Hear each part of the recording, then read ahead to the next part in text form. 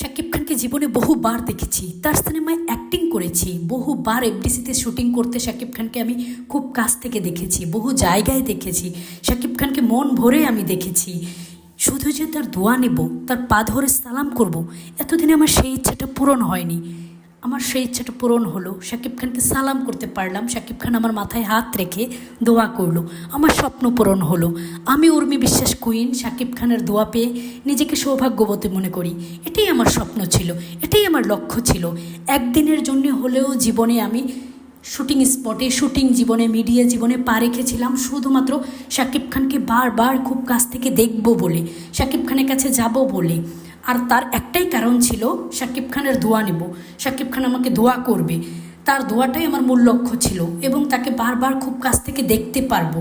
আমার জীবনটা ধন্য, আমার জীবনটা সার্থক। আমি উর্মি বিশ্বাস কুইন শাকিব খান কিংয়ের দোয়া পেয়ে আমার জীবনটা ধন্য।